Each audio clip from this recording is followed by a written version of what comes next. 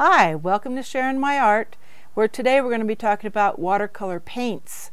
The minimum amount that you need to really get started. First, your basics, your basic colors, and a little bit about the companies that make them. You can get a student grade yellow. Cadmium yellow is a staining yellow, so it doesn't come out easily if you want to lift it out, but it's a real basic yellow. The thing with student grade compared to like Holbein, this brand, is the amount of pigment that's in there. And there's a formula on the back that you can learn, that you can look at and see how much pigment's in here compared to how much pigment's in here. Nothing wrong with the student grade, but once you get painting, you'll want to use colors that are a little deeper, have more pigment in them. You don't need to use as much water, and they're just a little, but they're better. Okay, this is Naples yellow. It's kind of has a little brown in it. Lemon yellow is very bright, a very bright yellow, brighter than cadmium and more transparent. So some of these paints you'll find out let other colors show through, some of them don't. Some are more opaque. This is Da Vinci, another professional watercolor. It's cadmium red. It's another cadmium, which means it's permanent. It's not as easy to lift out, but very pretty red, kind of a cherry red. This is alizarin crimson by Cotman, and it's a student grade, but I like the color. Alizarin crimson has a little blue in it, and so it's a deeper red. When you want to, you can mix all the colors from 3 colors, red, yellow, and blue. But sometimes it's just a little bit easier to get a darker red than you think you can mix.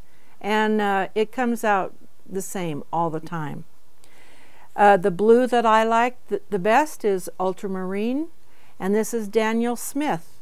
It's another professional grade.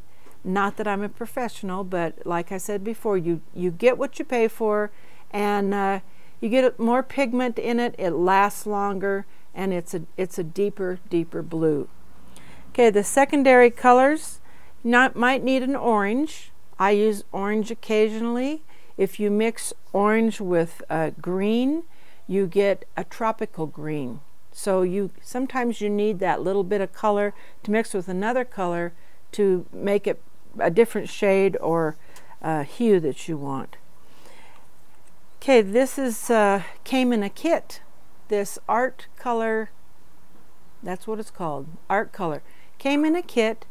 I'm finding that I use these a lot. I've used them quite a bit. They don't last as long because there's not as much pigment in this as in this, and this is also student grade, but it's has more stuff to it.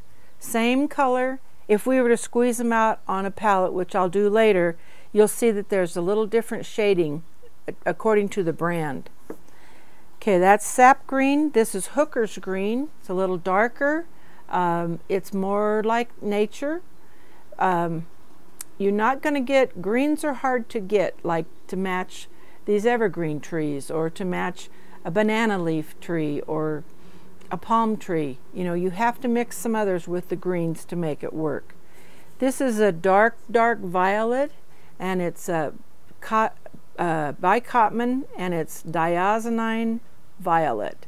Very dark, really good for shading, good for backgrounds to mix with maybe this alizarin crimson, and it doesn't make black. We don't have any black here, don't have any white here. And you need to mix it if you want that dark shade. 2 browns, burnt sienna and burnt umber. Burnt sienna has more red in it. Burnt umber is like a true brown, and there's raw umber, raw sienna, but I recommend these 2 just to get started. So that's it. You can start with a kit if you like, just to see if you like watercolors. You can start with the ones in the pan that are dry.